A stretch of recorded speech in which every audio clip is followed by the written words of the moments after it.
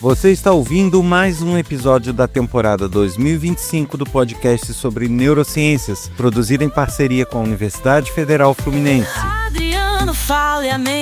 Eu sou Adriano Freitas, pós-graduado em Neurociência Cognitiva, especialista em Neurociência Clínica, Intervenção em Neuropediatria, Neuropsicologia Clínica. Neste episódio, o assunto é laudo para que te quero. Trazendo luz à neurologia, a cada podcast, uma viagem, pelotão de sinapses. Quer nos ajudar na continuidade desse projeto? É só compartilhar o canal, os episódios do seu interesse com seus amigos, colegas de trabalho, em suas redes sociais. É esse compartilhamento, é a audiência que garante a continuidade do projeto. Eu conto com você. E para participar, você pode curtir nossas redes sociais, neurociência.af, TikTok, Instagram, Facebook e Quora, ou enviar mensagens com críticas, dúvidas, elogios, sugestões. Isso pode ser feito através do WhatsApp 22 99 222 1003.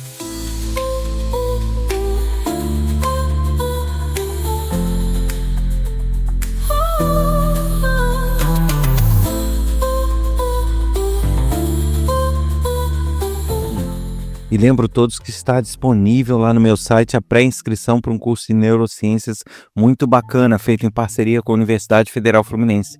É de graça mesmo, não tem pegadinha não. Quer garantir sua vaga e se informar muito, saber de muitas coisas sobre o nosso mecanismo, ter acesso a curiosidades, dicas, informações?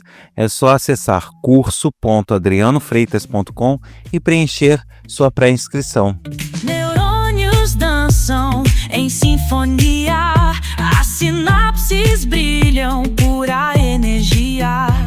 Cada ideia é O assunto dessa semana realmente é polêmico. Eu tenho certeza que vai gerar muitas discussões e que as pessoas vão refletir, vão muitas concordar, outras não, mas eu acho que é um tema importante no sentido de fazer as pessoas refletirem sobre o que está ocorrendo e sobre seus comportamentos, que é o tema laudo para que te quero. Por que desse nome, né? Sempre que eu coloco nas redes sociais pequenos vídeos que às vezes eu faço para o TikTok, que são replicados no Instagram e no Facebook, eu recebo mensagens privadas, nem todo mundo coloca isso muito claro lá nos comentários, mas muitos até colocam, mas eu recebo muitas mensagens de pessoas querendo laudos. Ah, o senhor faz laudo. Ah, conhece alguém que possa fazer um laudo para mim? Porque eu não estou conseguindo laudo. E laudo para cá e laudo para lá. As pessoas querem um título, querem ter um rótulo, parece. Aí eu resolvi trazer essa reflexão, sabe? Se a gente parar para avaliar, há um tempo atrás, você abria as redes sociais, quem estava lá para falar de algum problema do seu dia a dia, era comum você ver aí dentre essas pessoas uma grande maioria afirmando ter TDA. Ah, porque eu tenho TDA, ah, porque eu tenho TDAH, ah, porque não sei quem tem TDA, ah, porque eu tenho TDA. Você só se ouvia falar de TDA. Aí, de repente, você abre as redes sociais e começa a não mais ouvir falar de TDA, começa a ouvir falar de autismo. Ah, porque eu sou autista, ah, porque eu sou autista nível 1, nível 2, ah, porque eu sou autista nível 1, ah, porque eu sou autista nível 1, e meu filho é autista, porque eu não sei quem é autista. Gente, a impressão que dá para quem acompanha as redes sociais é porque são modas, né? Porque teve a moda do TDA, aí um monte de gente falando que tinha TDA. Aí, de repente, a moda do autismo, um monte de gente falando que tem autismo. Veja bem, eu não estou afirmando que seja uma moda, eu estou falando que dá essa sensação. Porque você tem momentos em que todo mundo tem uma coisa, aí momentos em que todo mundo tem outra coisa. E aí começam as reflexões, né? Será que todo mundo que está lá dizendo que tem, e até no nosso dia a dia mesmo, realmente tem? Essa é a grande primeira reflexão. Eu sou capaz de afirmar que não, tá? Deixando claro que aqui eu estou já tratando de uma opinião minha, não é uma pesquisa científica e tal, é uma opinião mesmo. Eu tenho a opinião que não, nem todo mundo que está afirmando de fato tem. E por N fatores. né. Algumas pessoas, eu já tive até contato e conversando, a pessoa falou que se autodiagnosticou. "Ah, porque eu pesquisei por causa disso, daquilo, e eu cheguei à conclusão que eu tenho". Tá, filho, mas e aí? Você é profissional da área, você é especialista da área, você sabe o que de fato difere uma condição de outra, você sabe, as nuances que existem em cada condição? Muitas vezes não. Sem contar que ela não pode se autodiagnosticar, né, não é uma atribuição dela fazer isso. Então, uma boa parte, tem esse perfil. "Ah, pesquisei, fui na onda e é isso, eu tenho". Porque eu, de repente pega formulários prontos na internet, aquelas perguntas e respostas, né, e a pessoa vai, responde o questionário, soma os pontinhos e: "Ah, me enquadro aqui". Extremamente duvidoso, extremamente perigoso. Outras pessoas até se utilizam de literatura clínica, médica ou psicológica. Por exemplo, algumas pessoas têm acesso e verificam o chamado DSM-5, que é aquele manual de transtornos, né. O que também é muito relativo e muito duvidável nessa situação, porque aquele é um guia, não é, como que eu vou dizer, determinante propriamente para um diagnóstico, porque você pode ter pessoas que se enquadram ali facilmente em vários transtornos, né, porque ele faz uma análise meramente comportamental da situação. E comportamentos similares é o que mais se tem entre transtornos e síndromes. Então, não dá para, olhando o DSM-5 e avaliando certos itens dali, chegar a uma conclusão e bater o martelo que a pessoa tem alguma coisa. Porque se a gente for fazer isso, cada pessoa vai ter vários dos transtornos dos DSM-5, mesmo que de fato não tenha, porque tem coisas ali que se encaixam na vida de qualquer pessoa. E é isso, né, as pessoas vão se enquadrando. E somado a isso, a gente ainda tem muitos profissionais, e ditos até especialistas, que não têm uma preocupação global, elas têm uma preocupação focal com o problema. E o que que eu quero dizer com isso? São pessoas que focam nas características comportamentais, nas características psicológicas, nas sabe, em determinado segmento de características que não necessariamente, são suficientes para você cravar um diagnóstico, cravar um laudo, mas elas fazem dessa forma. Eu diria, eu sempre falo isso aqui, que o TDA, o autismo, várias outras características, vários outros transtornos, são facilmente confundíveis com outras condições, né. Eu cito aqui, por exemplo, transtornos metabólicos, dependendo da situação, problemas metabólicos podem causar comportamentos similares ao do autismo. Significa que a pessoa vira um autista? Não, mas significa que se você olhar de fora, sem uma avaliação mais específica, você é capaz de dizer que aquela pessoa pode ser um autista. Ela assume comportamentos e características similares por N motivos, né. Então, uma pessoa que tem uma visão só no comportamental pode, dar um laudo ou dar um diagnóstico para uma pessoa como sendo autista, quando na verdade não seria. Ela teria um problema metabólico, que poderia inclusive correr risco se não tratado, mas que se ela fosse identificada e tratado como tal, ela reverteria esse comportamento dela ou boa parte dele. Então, assim, isso gera, confusões e laudos que não necessariamente são laudos corretos, e muitas vezes feitos por profissionais ou especialistas. Eu costumo dizer aqui, assim, não é uma obrigação, tá, não existe um protocolo muito claro nesse sentido, mas Por exemplo, eu tenho como opinião que antes de fechar um diagnóstico de um autista, por mais que, seja um psicólogo, seja um neuropsicólogo, seja, sabe, algum profissional de comportamento, ele deveria solicitar uma revisão, um descarte clínico. Eu acho que seria o ponto de partida, porque aí você pode focar no comportamental sem a preocupação de estar se confundindo. Não é que o profissional de comportamento, o psicólogo, vai ter que pedir exame clínico e analisar. Não, pô, até porque ele não pode fazer isso. Mas ele pode levantar essa questão para um profissional, encaminhar para um profissional clínico que vai fazer as avaliações necessárias, sendo um profissional sério, vai dizer que sim ou que não. Não, está descartado, está ok.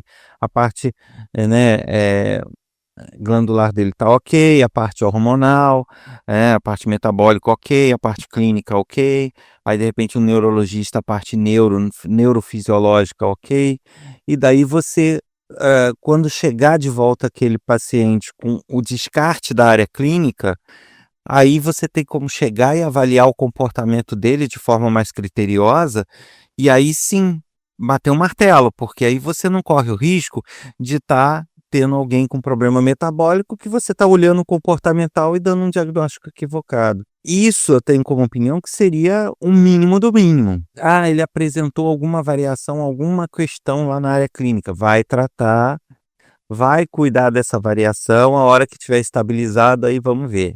Porque isso pode interferir no comportamento dele, pode gerar essas dúvidas. Principalmente naqueles casos ditos brandos, né, os casos mais leves, onde pode haver confusões ainda maiores. E atualmente, eu sinceramente, eu vejo poucos, eu diria que praticamente nenhum profissional de comportamento tomando esse tipo de atitude. Falando, ó, eu vou avaliar aqui, mas em paralelo você busca um clínico, ou você busca um endocrinologista, ou você busca eles e depois vem aqui, depois de estar tudo ok. Sabe, eu não vejo esse tipo de comportamento. É como se a pessoa dissesse: "Não, eu detenho todo o conhecimento, eu vou avaliar, é isso e acabou". Só que ele não detém todo o conhecimento, ele não é capaz de avaliar de uma forma global e os laudos muitas vezes saem errados.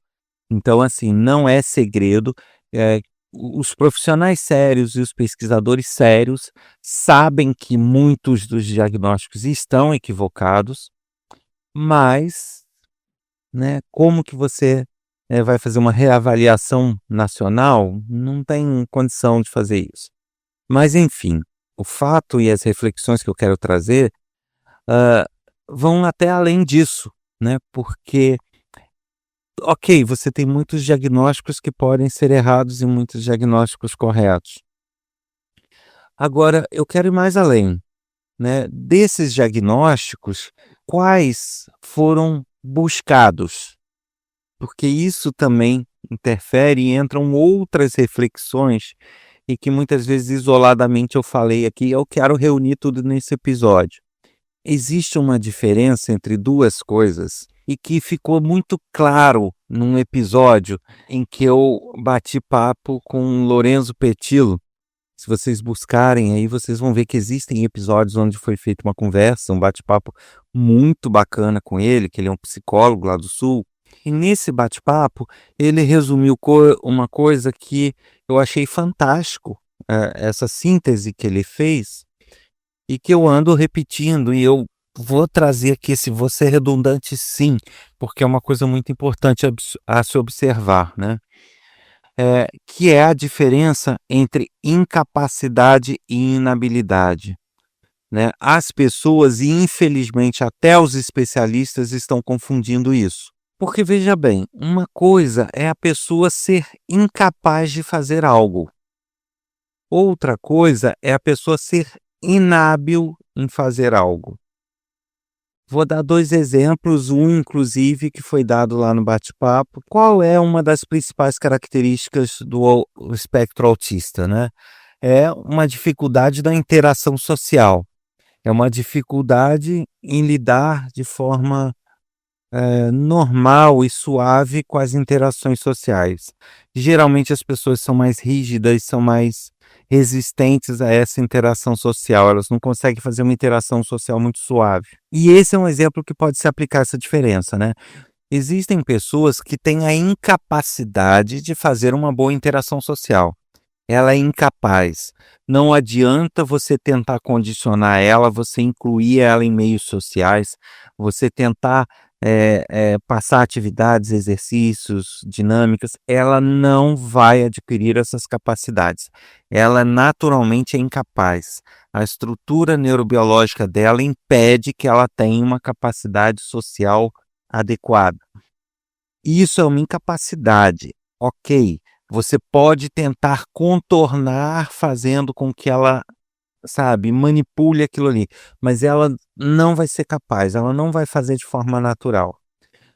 Outra coisa é a pessoa ser inábil nisso, ela ser capaz, mas ela ter crescido num meio antissocial.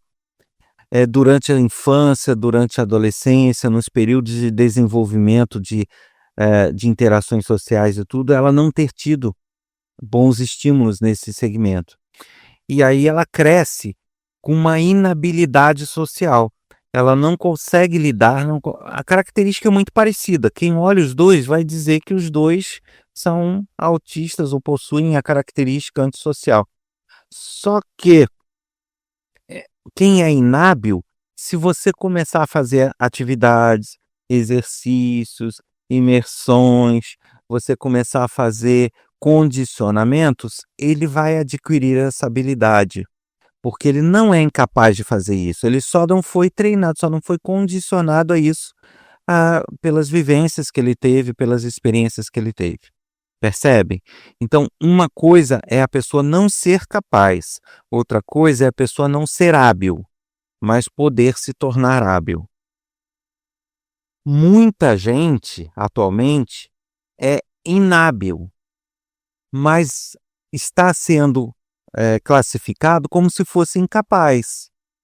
Ou seja, essa pessoa é autista, ela não lida socialmente bem com as outras pessoas. Tá, mas fez-se uma avaliação a fundo se essa não interação social é uma inabilidade ou uma incapacidade mesmo? Se ela pode ser condicionada com o tempo a adquirir essa habilidade ou não? Na grande maioria dos casos isso não é feito, porque os diagnósticos são muito rápidos, são através de formulários, são através de entrevistas, sabe? Então, mais um erro. Uma coisa é você ser criado de forma antissocial, outra coisa é você não ser capaz de adquirir essa habilidade. Perceberam? E aí, indo para o TDA, é parecido, né? Uma pessoa que cresceu, se desenvolveu, nunca teve contato com livro. Sabe, cresceu no meio onde a leitura não era importante ou não era incentivada, enquanto criança não teve contato com livro, livro sempre foi uma coisa forçada goela abaixo, porque tinha obrigação na escola e somente isso, não teve nenhum estímulo, nada agradável envolvendo isso. Então a pessoa cresceu com fortes resistências, saiu da escola, nunca leu. Aí, de repente, aos 40 e poucos anos, ela resolve ler um romance. Aí indicam para ela um romance, sei lá, de Machado de Assis. Pô, aos 40 e poucos anos, depois de ter passado uma vida sem ler nada, ainda indicam Machado de Assis. Machado de Assis é ruim? Estou querendo dizer isso? Não. É difícil, não estou querendo dizer que Machado de Assis é ruim, não, gente, antes que venham falar disso. Eu estou querendo dizer que é uma leitura para quem já tem um olhar mais literário, né?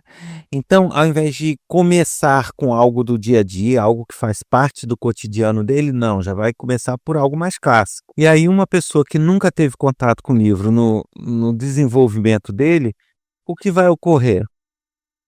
Ele não vai conseguir focar, ele não vai conseguir prestar atenção, ele não vai conseguir ter uma atenção global da história, ele não vai conseguir, muitas vezes, sabe, ter aquela memória imediata de ficar lendo e já formando a história na cabeça. Então ele vai ter que ficar voltando parágrafos. Aí ele chega e conta isso para algum especialista, ou ele mesmo vai pesquisar formuláriozinhos na internet ou experiências de outras pessoas, vai falar o quê? Ah, tem TDA. não consigo focar no livro, não consigo prestar atenção no livro. Percebe? É a mesma situação, tá? Uma coisa é ele não ser capaz, por mais que ele passe a vida tentando ler livros, e tentando focar nas histórias e gostando disso, ele não consegue prestar atenção. É maior do que ele não consegue se habituar a isso, por mais que ele insista.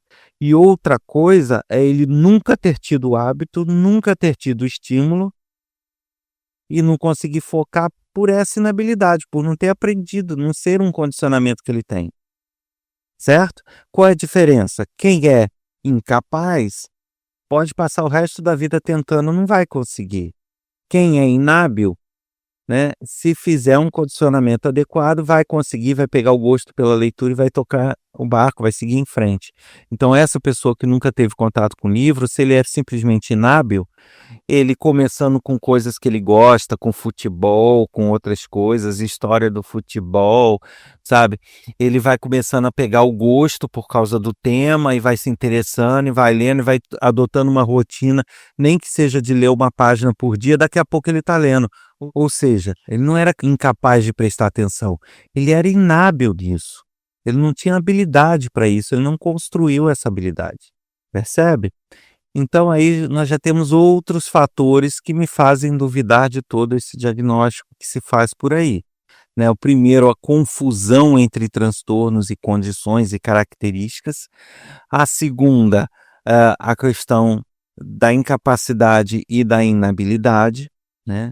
E essa inabilidade ainda pode ser somada a características pessoais, ou seja, nem todo mundo tem como característica pessoal ser muito simpático e amigável com todo mundo e ficar de papinho com todo mundo. Nem todo mundo tem essa característica pessoal. Então ele pode não ter essa característica pessoal e até por causa dela não ter sido condicionado a ter muitos contatos sociais. O resultado é que ele vai ter uma característica final comparável ao de um autista, quando na verdade é uma questão de condicionamento. E aí entra uma coisa não menos importante, aliás eu diria que até mais grave que tudo isso, que é o fato das pessoas quererem justificar os seus problemas. Ou seja, a pessoa quer ter um rótulo, porque para muitas pessoas é mais fácil justificar os erros, arrumar uma desculpa, arrumar um culpado, do que correr atrás e resolver esses problemas, né? O que eu quero dizer com isso? Nem todo mundo é obrigado a saber tudo, nem todo mundo é obrigado a ter todas as habilidades que existem, né? Uma pessoa que cozinha bem não é a mesma pessoa que faz bons cálculos matemáticos, que não é a mesma pessoa, sabe, que faz um bom trabalho criativo. Então, cada pessoa tem as suas habilidades naturais, cada pessoa tem aquilo que gosta mais ou menos, que é mais capaz ou menos capaz. E isso gera algumas situações onde a pessoa muitas vezes pode ter problemas no dia a dia, ou familiares ou no trabalho, onde ela, por diversos motivos, né, ou por não gostar, ou por ter preguiça ou por não querer criar hábitos, ou por não ter disciplina, por diversos fatores aí depende do caso, a pessoa tem determinados problemas, sabe? A pessoa, eu não gosto de ler, mas ela não gosta de ler porque ela nunca se condicionou a isso, ela nunca criou um hábito, ela nunca foi disciplinada a ponto de, sabe, trabalhar aquilo ali até que o gosto venha, porque depois que a pessoa pega o gosto, aí beleza, vai no natural, mas até lá precisa de uma disciplina. E aí, a pessoa não está disposta, a pessoa não quer disciplina, a pessoa quer festa, entendeu? A pessoa quer outro tipo de rotina. E a pessoa não quer disciplina, a pessoa não quer se esforçar, a pessoa não quer ser dedicada, a pessoa não quer estudar, a pessoa não quer fazer nada. E aí quando ela é cobrada ou quando ela precisa, estar inserida numa sociedade que busca que elas, sabe, tenham uma graduação ou que ela estude mais para determinada coisa ou no trabalho dela, aí ela ao invés de dizer: "Ah, não, eu não quero", ou "Eu não gosto", ou "Eu não quero adquirir essa rotina", ninguém fala isso. Ninguém chega e fala: "Não, eu não quero ter essa disciplina, eu não sou disciplinada, eu não quero, eu não gosto". A pessoa não fala isso. A pessoa busca um culpado. Então é mais fácil para ela, e talvez mais aceitável, que ela busque: "Não, é porque eu tenho TDA". Aí tudo o TDA vira desculpa, então vira uma muleta, sabe. Muitas pessoas buscam um laudo, buscam um rótulo, para que possam utilizá-lo como muleta. Esse problema talvez seja o mais grave de todos, e eu percebo isso muito claramente em algumas pessoas, né. Eu vejo pessoas assim, lógico, a pessoa não pode, eu não posso diagnosticar a distância olhando vídeo de internet, seria, né, total irresponsabilidade eu falar isso. Mas assim, fazendo uma análise geral dos vídeos que eu vejo das pessoas falando que são autistas, cara, eu olho coisas ali que eu falo: "Gente, não é possível, não é possível que esta criatura ache que tenha características de um autista". Ah, mas é autista nível de suporte um que falam, né. Eu não falo isso, eu falo leve, moderado e severo. Já expliquei isso em outro episódio, já criaram um bafafá e eu expliquei o porquê e vou continuar usando. Eu não sou obrigado a seguir DSM-5. Então, a pessoa diz: "Ah, mas eu tenho o autismo leve e tal, por isso que eu sou assim". Gente, mesmo o autista mais leve, o grau mais leve, né, o tal nível um, ele tem coisas muito específicas, e a implicação não é só comportamental, sabe, existem algumas nuances ali, e que muitas vezes as pessoas simplesmente ignoram, sabe. Então eu fico olhando e falo: "Gente, não é possível, não é possível". Da mesma forma que há um tempo atrás eu via vídeos de pessoas falando que tinham TDA, TDA, TDA, mas as pessoas tinham um TDA seletivo. Sabe, é um TDA que impedia ela de estudar, mas não impedia ela de assistir filme, de jogar joguinho, de fazer outras atividades que ela gosta. Então, como assim? TDA seletivo que só funciona para o que ela não quer? Só funciona para o que ela não gosta? Não é assim, né? Aí criaram uma grande desculpa para isso. Não, mas é porque quem tem TDA ou quem tem autismo tem hiperfoco naquilo que gosta. Gente, não é assim. Sim, entrou na escola, tá com TDA, saiu da escola, não tem TDA. Porque ele tem hiperfoco no futebol, ele tem hiperfoco no cinema, ele tem hiperfoco no videogame dele. Cara, não é assim não. Tá, existe a questão do hiperfoco, existe, mas dá para notar quando a coisa é mais seletiva, né. E dava para perceber, imagine, eu olhando vídeos, a impressão era nítida. Posso bater o martelo e diagnosticar? Não, não posso, é irresponsabilidade. Mas se por um vídeo dava para perceber que certas características não estavam presentes, imagina num pente fino mesmo de diagnóstico. Não é possível. E aí entram vários fatores, né, aí é que entra a parte polêmica da história, né. Muitas pessoas querem ter esse diagnóstico para justificar seus erros e suas falhas. E isso ocorre até com pais, né, porque, o pai às vezes não consegue dar uma educação adequada para o filho, não consegue controlar o seu filho, não consegue educá-lo para ser uma criança ética, uma criança, sabe, respeitosa, e aí é mais fácil buscar um rótulo e dizer: "Não, ele tem TOD, transtorno opositor desafiador", que é o que tá na moda nesses casos. Cara, pelo amor de Deus, né, será que realmente é transtorno ou será que você não soube educar? Você não soube controlar as pirraças, né? Então, assim, justificar erros, justificar falhas, justificar incompetências tem sido uma ótima justificativa para esses rótulos. Ah, e assim, eh, além dessa justificativa de incompetências, né, que pais usam para filhos, que as pessoas usam para si mesmo através de um TDA, através de um autismo, existe uma outra situação. Eu falei que essa anterior era pior, mas eu já nem sei, eu acho que essa que eu vou falar agora ainda consegue ser pior. eu acho que é a pior das piores, que é a questão do modismo, de seguir o bando, de se inserir num contexto. O ser humano, por natureza, ele tem vieses cognitivos que empurram ele a querer seguir um bando, de estar inserido num grupo, num contexto, que são vieses cognitivos como o viés de adesão e tantos outros, e que eu já conversei inclusive com o Antônio Mateus lá atrás, tem vários episódios, quem quiser mais detalhes pode ir lá ouvir sobre esses vieses cognitivos, né? E que são conhecidos popularmente aí como efeito manada, até como moda, né, também. A moda é um clássico exemplo de pessoas que querem se sentir inseridas e fazem coisas que muitas vezes internamente não queriam, né. Uma pessoa às vezes, nem se sente tão confortável com uma roupa, nem gosta tanto dela, nem acha ela tão bonita, mas está todo mundo usando, está na moda, então vou usar também.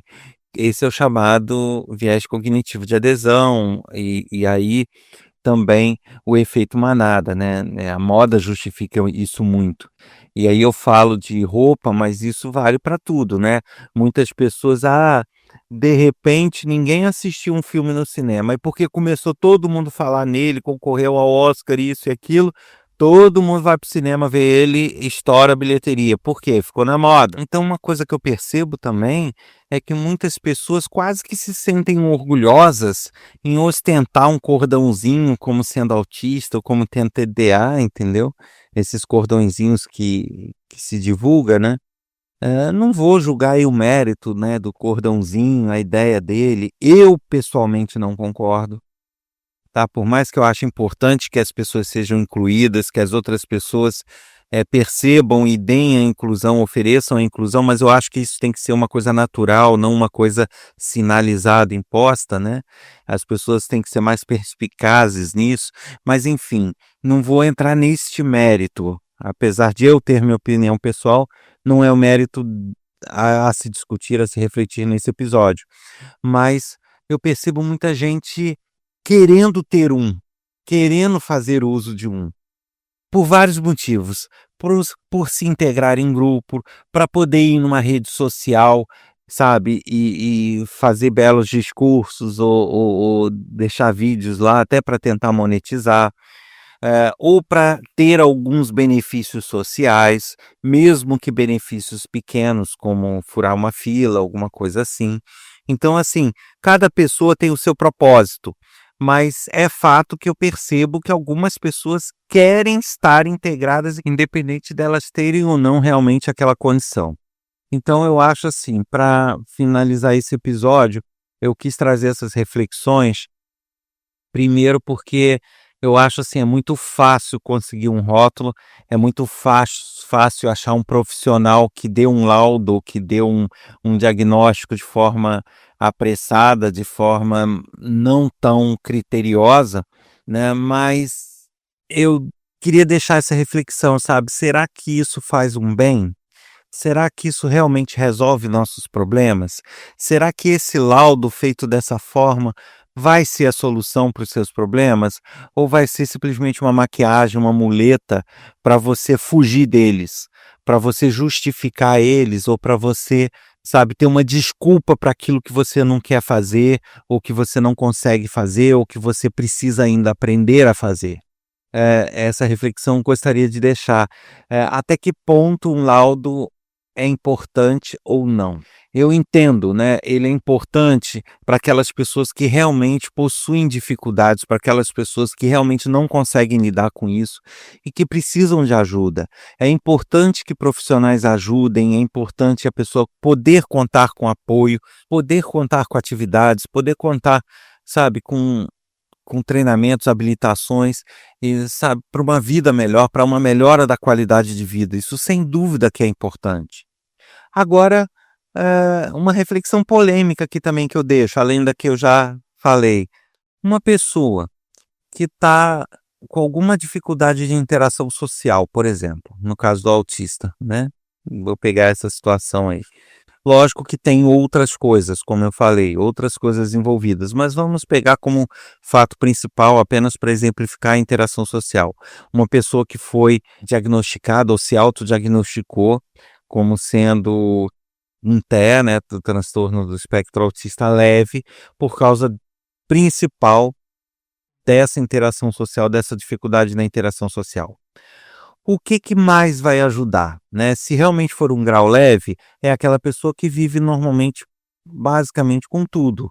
Ela tem uma dificuldade em ser muito simpática, em ser agradável, em se sentir à vontade nessas interações sociais, mas ela vive a vida dela praticamente como qualquer outra pessoa. O que é melhor para ela?